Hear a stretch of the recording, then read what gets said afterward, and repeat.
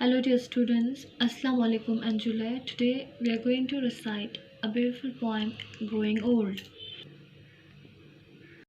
This poem was written by Matthew Arnold.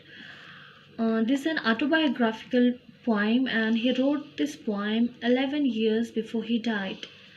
So let's start. What is it to grow old? Is it to lose the glory of the form, the luster of the eyes? Is it for beauty to forego her reed? Yes, but not for this alone. यहाँ पे ये जो point है Matthew Arnold एक question पूछता है, ये जो एज्ड होना, ये ग्रो ओल्ड होना, ये क्या है? क्या ये जो आँखों का जो ग्लो ख़त्म हो जाना है? क्या ये हमारा जो फिज़िकल ब्यूटी है वो ख़त्म हो जाना है? लेकिन ये लास्ट पे फिर से कहता है यस ये सारी चीज़ें हैं, आँखों से ग्लो भी ख़त्म हो जाता है, ब्यूटी भी ख़त्म हो जाता है, लेकिन यही नहीं ख़त्म हो जाता। ओल्ड एज में बहुत सारी चीज़ें हमें मतलब लॉस होना ख़त्म हो जाता है, हमें वो गंवाना पड़ता है। It is to feel our strength, not our bloom only, but our strength decay. It is to feel each limb grow stiffer, every function less exact, each nerve more weakly strung. Old age में तो हम अपने strength पे वैसे नहीं रहता जैसे मतलब यूथ में होता है। हमारा जो स्ट्रेंथ है वो डिके हो जाता है, हमारा जो लिम्स है वो बिल्कुल एग्जैक्टली बैंड नहीं हो जाते हैं, हमारा जो फंक्शन जिसे हम करना चाहते हैं, क्योंकि हमारे जो बोन्स है वो बहुत ज़्यादा सॉफ्ट हो जाता है। ओल्ड एज में हम बिल्कुल वीक हो जाते हैं। Yes, this and more, but not. It's not what in youth we dreamed it would be. It's not to have our life beloved and softened as with sunset glow a golden day's decline.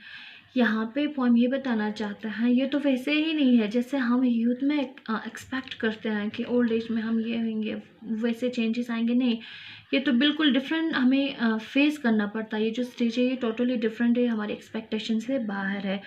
यहाँ पे sunset का एक example दिया है। इसमें पहले जो मतलब सनसेट से पहले बिल्कुल बर्निंग हीट होता है, सनसेट के टाइम पे बिल्कुल ट्रांक्विल। वैसे ही हम जो है यूथ में हमारे पास हम एनर्जेटिक होता है, हम बिल्कुल हमारे पास पावर होता है, लेकिन ये जब हम इस लास्ट स्टेज पे पहुंच जाते हैं हम हेल्पलेस हो जाते हैं, हम बिल्कुल डिक्लाइन की तरफ जाते हैं।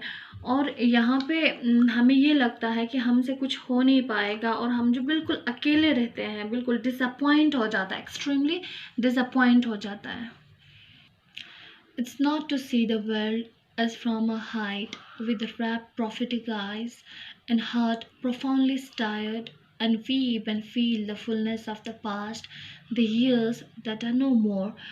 यहाँ पे पॉइंट ये बताना चाहते हैं अब जो इस स्टेज में है ये डिफरेंट स्टेंजास में हमें मतलब ओल्ड एज के एक्सपीरियंस को शेयर करते हुए हमें ये बताते हैं कि ओल्ड जब यूथ में हम फैसिनेट होता है, रैप में फैसिनेट होता है, हम क्यूरियस होता है किसी भी चीज़ को देखने के लिए, और प्रॉफिटिक आइज बहुत ज़्यादा हम प्रिडिक्ट कर पाते हैं कि क्या होने वाला है, फ्यूचर को हम मतलब प्रिडिक्ट करते हैं।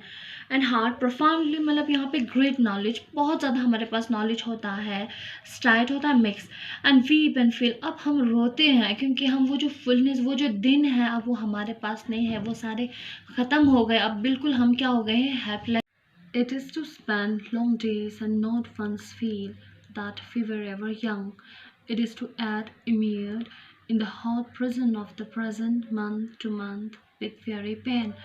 यहाँ पे हमें स्पीकर ये बताते हैं कि ये जो ओल्ड एज है इसमें हम बिल्कुल लॉनलीनेस फील करते हैं। हम पूरा जो दिन है वो ऐसे हम म्यूट होके हम इसको गुजार देते हैं। अब हम इंतज़ार करते हैं जैसे एक कैदी जो प्रिजन में जेल में होता है वो दिन काउंट करते हैं कि कब वो वहाँ से निकलेंगे, वैसे ही हम अब रिलीफ चाहते हैं। अब हम भी किस चीज़ का वेट करते हैं, मतलब डेथ का वेट करते हैं, ताकि हमें ये दर्द से, ये लॉनलीनेस से, ये मतलब बहुत हेल्पलेसनेस से हमें निजात मिल जाए, हमें वहाँ से फ्री हो जाए।